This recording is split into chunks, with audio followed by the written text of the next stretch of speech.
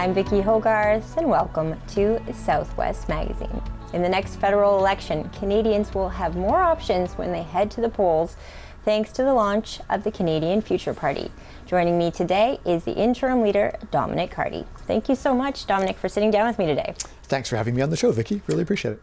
To start off, tell us a little bit about your platform for the Canadian Future Party. Well, our tagline is saying that we are not left, not right, but want to go forward. And that sort of sums it up.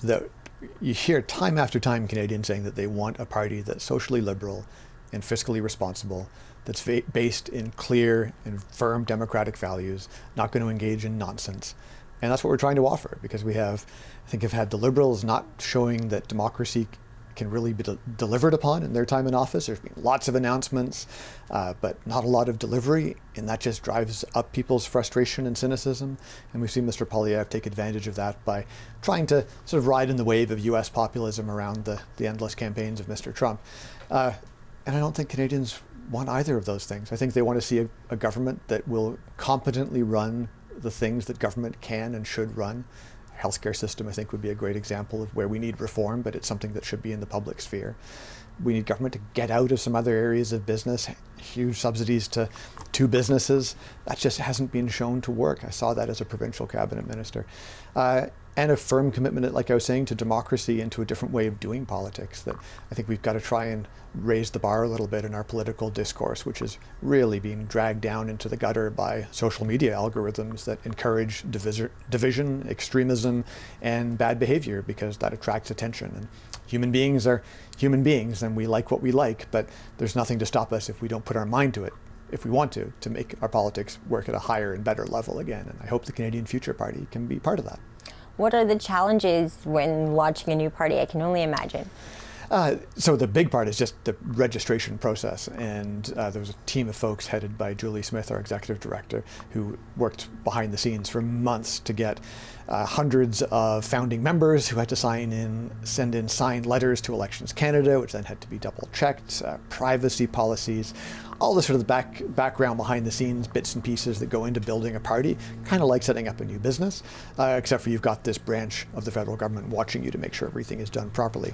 And also because it's a branch of the federal government taking their own sweet time doing it. So we submitted in early February and didn't get final approval until last week, the same day that we publicly launched, last Wednesday.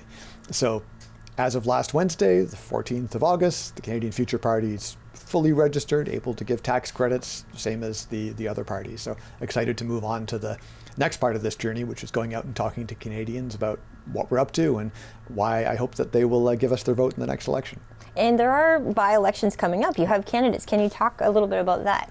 Sure. So there's a by-election coming up in Montreal, in one of the Verdun seats. And we got a great candidate there, a guy named Mark Curry, who's got a background as an IT entrepreneur, first-generation immigrant to the country from Lebanon. So he talks about how he was raised by a single mom, but that his other parent was Canada, because he feels like he was given such support as a young guy growing up in a new country, and he wants to sort of give back to his country. So he's been out already getting to work. And we have another great candidate in Winnipeg, a guy named Zbig, who's got a Polish last name that I am terrible at pronouncing, so I'm not going to even embarrass myself by trying. I think it's basically Freehash, if I remember correct. And he has got a background working for the civil service. And so one of our big platform commitments is to make democracy deliver, which means going in and getting the civil service working again, giving them the support they need, but also making it clear that we expect results from the civil service in a way that I think the Trudeau Liberals have really slid away from, where we're spending more and more, and the civil service has been growing and growing, but we're getting less and less for it.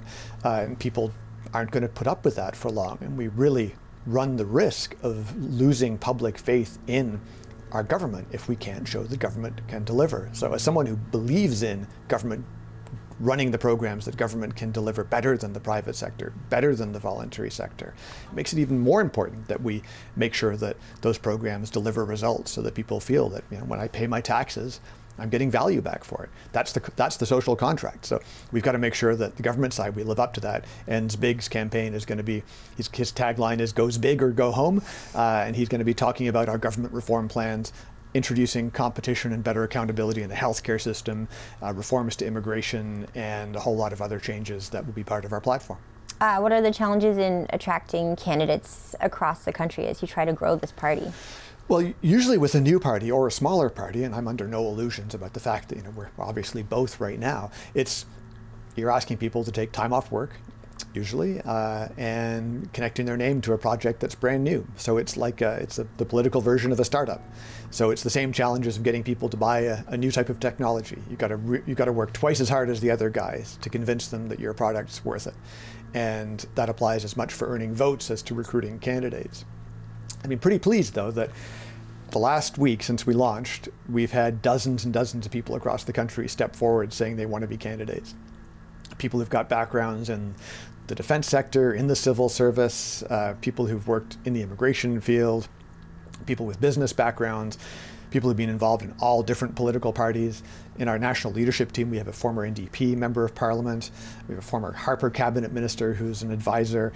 We've got people from across all the parties and backgrounds with no parties who are all coming together and going, we need an alternative in 2024, and that Mr. Trudeau, Mr. Poilievre just aren't being straight with Canadians about the challenges we're facing. We've got to talk about how there's a global economic crisis that's looming, and we've got global conflicts that are likely going to get much, much worse, with Canada being in no way prepared for them. So lots of challenges, and I hope that the new party can fill that pretty enormous space in the middle of our politics and get people talking about issues that matter again, not wasting weeks like we did earlier this summer on arguing about Tim Hortons recyclable coffee cup lids. It's like, good Lord, the world's falling apart. Let's get serious, folks. I have heard you say that you feel the Liberals now are stuck in the 90s, the Conservatives in the 30s. What did you mean by that? Well, the Liberals seem to be acting as though, the 90s, for those of us who were around, it was kind of nice. Everyone thought liberal democracy around the world after the fall of the Soviet Union. Everyone was going to live in democracies. We were all going to have sort of the life we have in Canada and take for granted in Canada.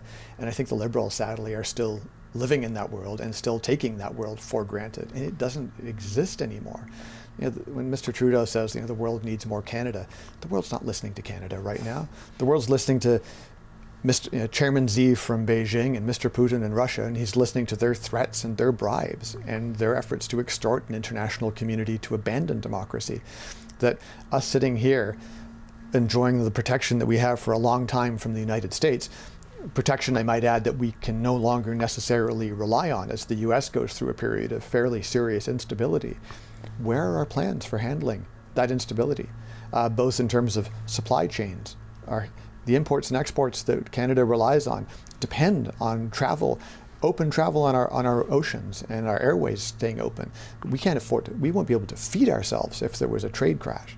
So things like that where we've got to be serious, and I just don't see the Liberals being like that, just constantly adding new programs without proper resources, constantly adding to spending.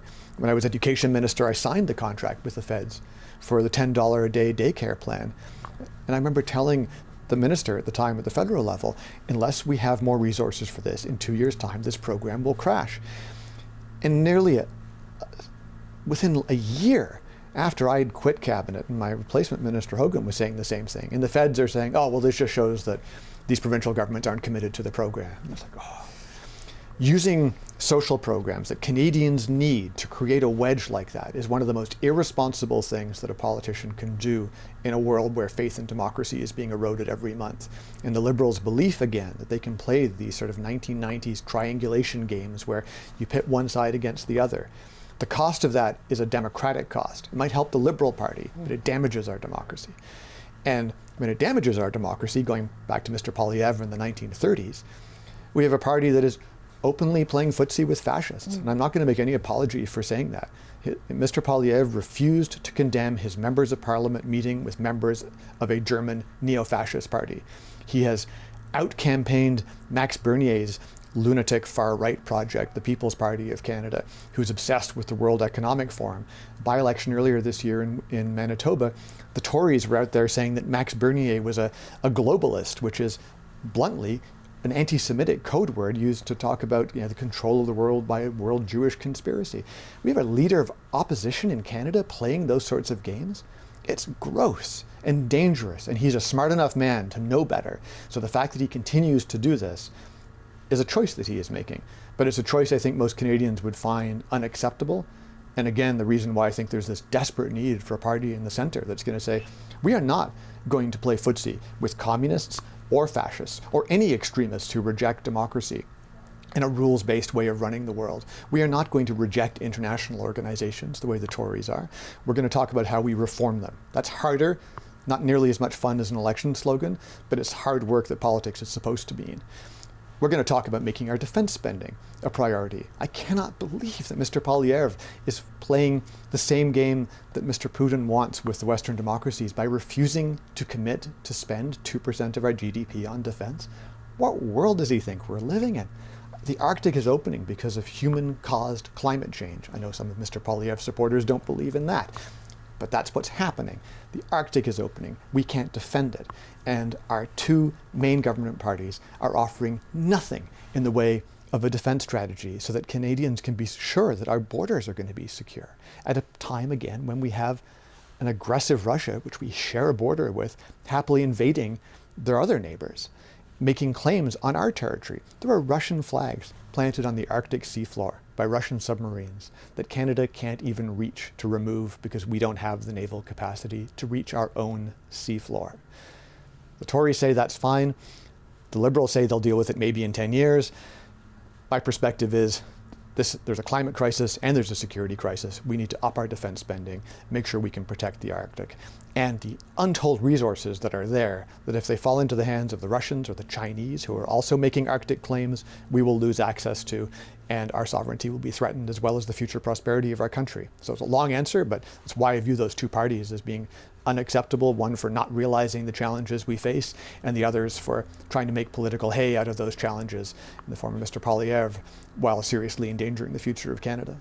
I definitely want to get into more where the Canadian Future Party stands on different issues, but how do you reach those Canadians that, it's usually between a Conservative or a Liberal vote to them? They always see another party as maybe a throwaway vote. How do you reach those Canadians at this point in time? Just have to offer something better and more appealing. I'm under no illusions about how much of a challenge that is. The chances of my political project, that thousands of people across the country are working with me on it, still no guarantee it's going to succeed. Trying to start up a new party is a long shot, but at the same time, democracy to me seems like it's worth that long shot, and that a party that focuses on being brave, offering good government and clarity around our values is one, again, that there is a space for that in the political spectrum, that if you believe in being socially liberal, the Liberal Party are there. But on the fiscal side, it's horrifying.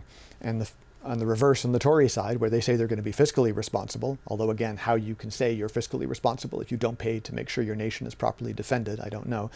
But there's a real lack of trust on the Tory side around some of those social issues. Mr. Poilievre has invited people into his caucus. For example, Roman Babar, who was expelled from Doug Ford's Progressive Conservative Party in Ontario for being unacceptably extreme on social issues, and he was welcomed as a candidate by Mr. Poilievre's Federal Conservative Party. So there's a real break between that provincial PC tradition across the country and a new, much more MAGA-influenced federal Conservative Party, which I think is very worrying, as much as it opens up an opportunity for my party as we try and offer something new that rejects extremism of left or right. Mm-hmm. Mr. Poilievre says he's going to be tough on crime. What is the stance of the Canadian Future Party when it comes to dealing with crime? Well, the question is, what does he mean by that, right? I agree on being tough on crime and tough on the causes of crime. Those two things have to go together.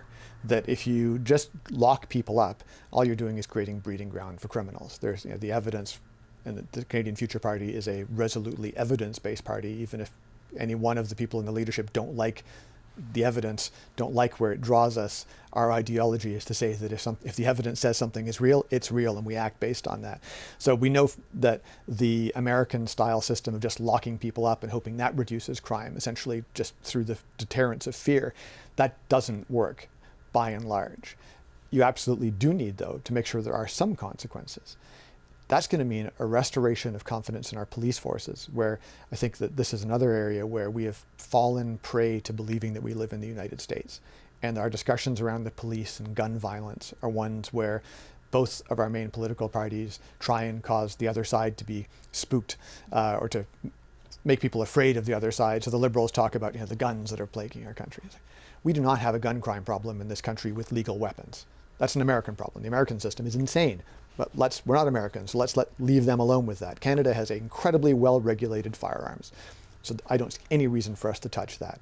We do need thousands and thousands of new police officers, so that because I'm still an MLA up in Fredericton, that I've got people who are calling me who are saying that they're having their properties broken into at 2 or 3 o'clock in the morning. And one guy who got in a fight with a burglar held him down for an hour, and the police still didn't arrive. So there's a huge shortage of police, and the police don't feel they have the backing from politicians to do their job, because we have this another foolish American import. Again, I understand in the US that defunding the police and conversations about police brutality, that's part of their politics. It is not necessary in Canada. We need to be talking about how we make sure our police are properly trained to do their jobs, because of course there are abuses. There are abuses in every police system in the world. How do we minimize them? And how do we make sure that police have got the mandate to go and protect Canadians? That also means discussions with the courts, because a lot of the police officers say the reason why they're not arresting people, for example, for stealing cars, is that if they speed to go and try and retrieve the cars, they get told that they've been endangering the public, and the charges get tossed out. So we've got to have this sort of pullback again and have a conversation about what do we want our police to do. And that absolutely has to be a public conversation. But just to say, I'm going to be tough on crime, great. Tell me how. This idea that government is somehow this simple thing that you can just deliver in the course of a few sound bites. We've seen 9 years of that with Mr. Trudeau. The rhetoric and the sound bites were on the left rather than the right, but it was still just rhetoric. It's 2015. The world needs more Canada. We can go through the list of empty slogans. We do not need to replace a bunch of empty left-wing slogans with a bunch of empty right-wing slogans. We need some plans to fix problems. So on crime, that's a big one, because it means dealing with the whole criminal justice system. That's not something that the Prime Minister can just wave a magic wand and say, fix this. For good reasons. We don't have direct police control by politicians. There has to be a mediation there, because that's what you want in a free society, not having the police answer directly to politicians. Housing crisis as well is something that is affecting not just Canada, the whole world, but we're seeing it in New Brunswick too, which I think was a long time coming, but here it is. Well, I think there we've got to, on a couple of areas, we've got to get more tradespeople in who can actually help us build houses.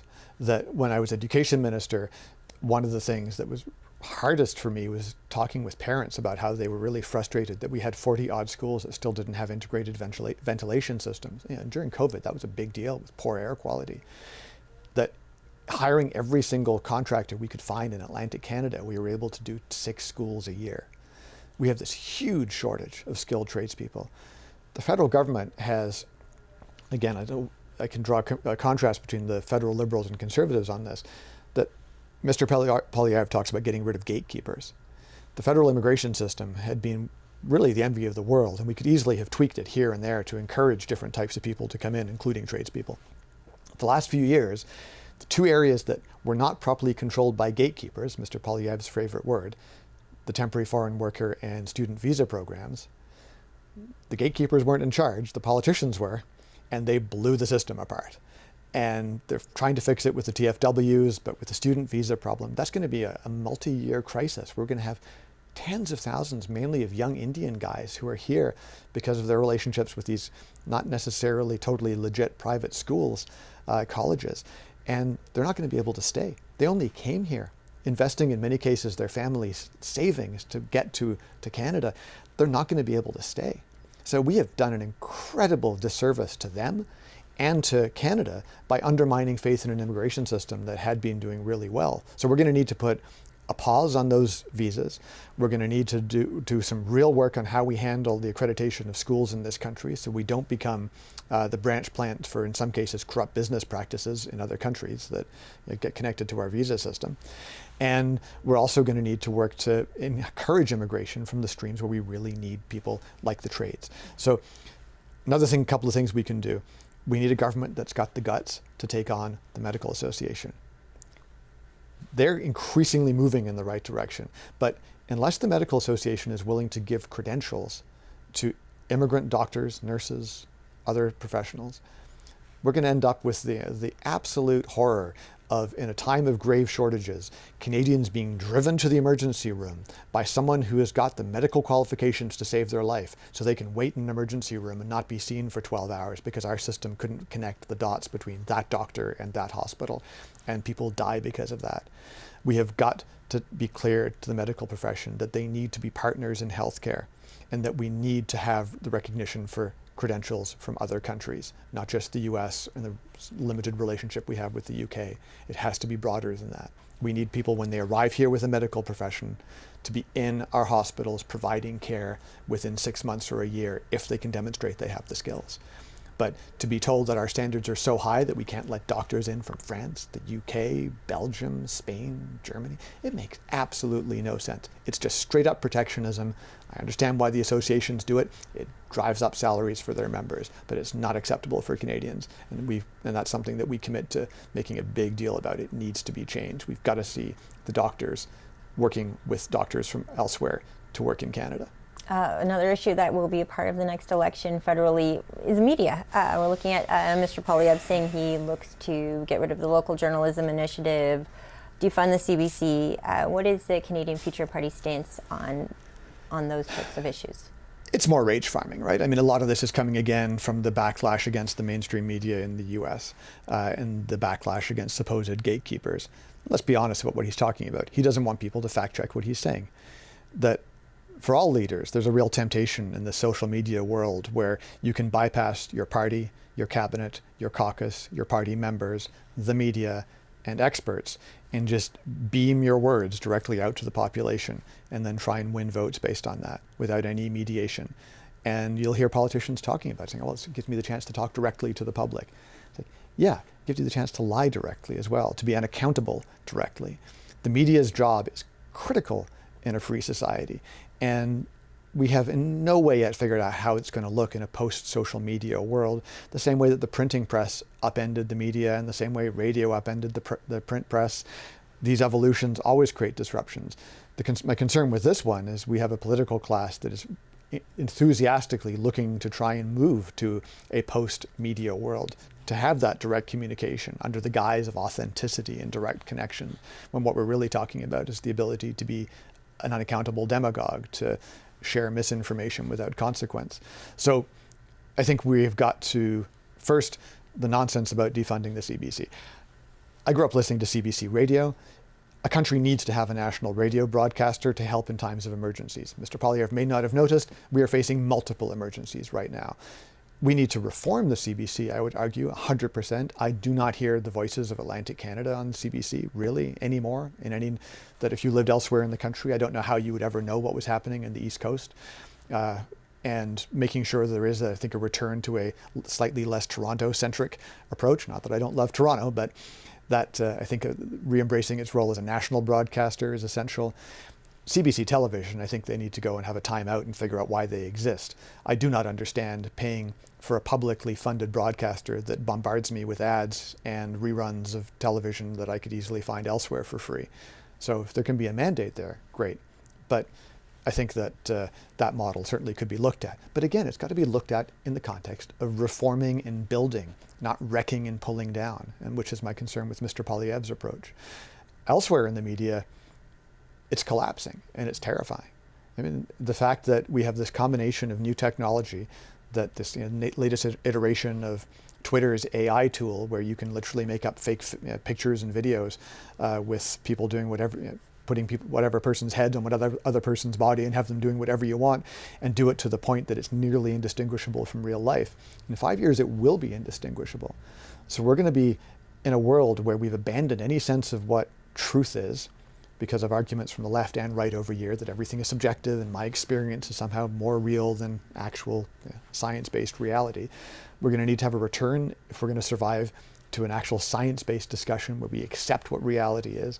Because if we don't have that conversation and reach those conclusions, we're going to have literally no idea what's going on. And we're going to live in this weird combination of a world that's both simultaneously incredibly high-tech and incredibly medieval and superstitious, where we won't know what's real, what's going on, and we will have evidence to prove our conspiracies in the form of faked videos and audio clips and everything else. So a look at how we handle the regulation of social media companies, I think that has to be one of the first tasks for any government, and it should be for anyone who's elected. But unfortunately, the Liberals, I think, thought that this was another 90s problem and sort of started, who do we give money to? Let's give money to local newspapers, various handouts. But that's, in the end, not necessarily sustainable. And it still doesn't counter the fact that the reason people have abandoned traditional media is because the online world hacks directly into the worst parts of our brains, where we're fed images of conflict and division and fighting and violence and people arguing, and human beings love that. That's one of our defects. We're pack animals. We're great apes who like watching other apes fight. And that's nothing we can do about that. We've evolved it. We're humans. We're stuck with it. So how do we mitigate that? How can we have as positive and constructive an engagement with each other as we can, so that that conflict can build something? Social media drives us in absolutely the other direction, where we spend hours doom scrolling about things that we feel we have no control over, bombarded with images that release all kinds of chemicals into our bodies that make us feel anxious and stressed and like we're about to be getting into a fight ourselves. This is wrecking our politics, and I'd argue it's wrecking our civilization, and we're not talking about it. Our enemies are. There's a reason the Russians and the Chinese don't let people on social media. And there's a reason why they spend millions of dollars bombarding Western democracies to try and cause us to fight and disagree with each other more, because it helps their foreign policy goals. But we need to recognize that those tools that are being used against us right now, first, that they exist. Second, that they are under our control, because nearly all these companies are in Western democracies. And we need to come up with some solutions to handling it, like making it mandatory that they turn the algorithms off. It should be your choice. If you want to use Facebook, it should be your choice to use Facebook the way it was originally designed, which was that if you choose to add someone, they will see you. If you don't, you're not going to be exposed to the people who are most likely to make you spend hours on Facebook watching people crashing cars or whatever other thing the algorithm knows that you're vulnerable to. Because if we don't take that control back, we're going to be driven further and further towards more and more extreme and divisive content that is going to have a further damaging effect on our politics. Forget about our broader society. I'm going to pivot very ungracefully right now on the topic of media and social media. A recent headline that you made was an arrest in Toronto, and I'd love to hear in your own words what happened and why it was important for you to take a stand. I've been a strong defender of Israel and its fight against any form of terrorism, and I think I always use the example that if New Brunswick was being attacked by PEI, the New Brunswick government would have a responsibility to defend itself. And if Hamas and the Palestinian Authority in the West Bank, less so, but Hamas and Gaza especially, if they don't want to be in a war with Israel, the answer to that is they should stop attacking Israel. We've seen protests that are now acknowledged as having been funded by Iran, China, and Russia. The same day I was arrested, a report came out, including citations from the Canadian and American intelligence services saying just that. So suddenly we're seeing these protests with people now saying, hey, bring the war home to Canada, talking about how we have to encourage martyrdom in Canada. And there was a protest in Toronto that I went and got involved with because they were walking past my hotel saying from the river to the sea, which is part of the genocidal program against Jews that is part of Hamas's charter. And I just said to my wife, I can't deal with this in my country. And she just arrived, we just got up from a nap, and I walked out the door, went and joined the protest, and I just went and chanted in the face of 500 or so people saying things in favor of Hamas. This was not a pro-Palestine protest. This was on the day after Mr. Haniyeh, one of the Hamas leaders, had been assassinated by Israel, and this was a reaction to that. And I just chanted free Palestine from Hamas, because I believe in a free and democratic Palestine where people can have their rights respected, where gay people aren't killed for being gay, where religious minorities aren't killed. There are no Jews live in Gaza, while there are over 2 million Arabs with full legal rights who live in Israel. So one day when Palestine can be democratic, that would be fantastic. But in the meantime, they need to free themselves from this vicious, ultra-right-wing terrorist organization in the form of Hamas. Anyway, so I made that point of view clear. The people who were there who didn't agree were not happy, and the police came and asked me to leave because apparently I was upsetting the crowd. And I refused, because this is my right to, if they have the right to speak in favor of a literally banned terrorist organization, then surely I have the right to express Canada's official policy, which is we would like to see Palestine free from Hamas. But apparently the police did not agree, and I was arrested and detained for a few hours and then released without charges or conditions. And I did that because anti-Semitism is not a Jewish problem, it's a non-Jewish problem, and there have been far too many non-Jews who have sat by over the course of the last year and watched as a wave of anti-Semitism has washed across the Western world. And the hate crimes against Jews have been going up many, many fold. And things that, prejudices that I thought had been relegated to history are back out in our streets again, and animating extremists on the left and the right in a way that hasn't been seen since the Second World War. So I said at the time, my parents did not raise me to be a bystander, and I acted quickly at that point, but I would absolutely do it again, and I would encourage others to as well. Because if the police are going to be partial in whose rights they protect, I think that it's up to Canadians to remind our Jewish brothers and sisters that there are Canadians who will stand up for them, even if it is at a little bit of personal cost. Civil disobedience is something we have the right to in this country, and in this case, again, I was released without any charge. So my message there is that, at least according to the Toronto Police, it is okay to say "Free Palestine" from Hamas at a pro-Hamas protest. And I hope other Canadians follow my example, and I look forward to getting back and repeating that message again when I next have the opportunity. Canadians will be going to the polls in 2025, but here in New Brunswick, we have the provincial election coming up. Now, you're still an MLA in Fredericton-Hanwell West. I have to ask you what your predictions are for New Brunswick while I have you here. I think Susan Holt will win. I think that she has been a good moderate voice for her party. I think she has done a very good job of reaching out to disaffected Conservatives. The fact that you have got a sizable chunk of the current Tory caucus who are going to vote for Liberal candidates in the coming election is extremely unusual and says something negative about the leadership of Mr. Higgs and positive about the leadership of Ms. Holt. So I think that as long as she campaigns the way that she has led her party so far, it'll be the first time in my life I've ever voted Liberal, and that's my intention at this point provincially.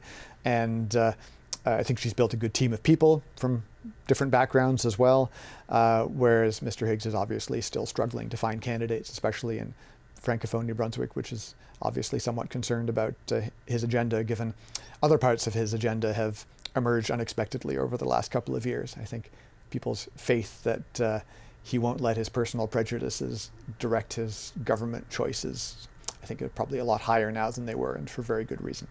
Why for you is it the right time to go federal? We've known you as a provincial face for so long now, but why is it the time to start a new party and go on a national level? I think there's a real risk that we're going to lose, and this sounds a little bit hyperbolic, but I've had a pretty good record of worrying about things that have come to pass in recent history. I was talking about vaccines 2 years before COVID. Talking about Chinese influence before that became a big deal, kicking the Chinese Communist Party out of New Brunswick schools, where inexplicably we had a CCP-led program that was filling our kids' heads with Chinese propaganda. And this is another one of those times. We are right now facing a crisis in our democracy where if our leaders don't wake up, and my main hope is, right, because it would be faster if Mr. Poilievre or Mr. Trudeau decide to wake up and actually seriously confront the challenges facing our country. All power to them, and I will give them full credit whenever they make any of those moves. But we have got to get ourselves ready to defend ourselves, both using old technology in the forms of the military and new technology in the forms of dealing with social media and the algorithms that we touched on briefly, to make sure that our country isn't a plaything for foreign imperialist powers who are playing games over which we have very little control and very little influence because we've become so weakened. If we can't get our infrastructure working, our social programs delivering, Canadians are going to lose faith in the idea of Canada as a political project worth rallying behind, which will make it even harder to have that conversation about how we participate in the defense of the broader free world that I think is going to be that defense is going to be dominating our conversations for the next 5 or 10 years. So right now, I think, is one of the last chances that we have to really save a world that gave a level of freedom and equality and opportunity to wealth and success to more people than any other political project in the history of the human race. And it's only a small number of countries that have benefited from that. It would be a tragedy if our generation oversaw the loss of that success rather than what I think our parents' generation would have expected, which was that we participated in helping spread the benefits of democracy and equality and human rights around the world. Instead, we ended up by having to defend them here at home. But we are in that position, so the faster we get to that defense, the faster we can go on the offense again, push the dictators back where they belong, and make the world a better, richer, more fairer place for all of us. Well, I so appreciate your time, and I look forward to following the progress of the Canadian Future Project. Thanks, Vicki. Thanks so much for having me on the show. My guest today has been the interim leader of the Canadian Future Party, Dominic Cardy. I'm Vicki Hogarth. Thank you for watching Southwest Magazine.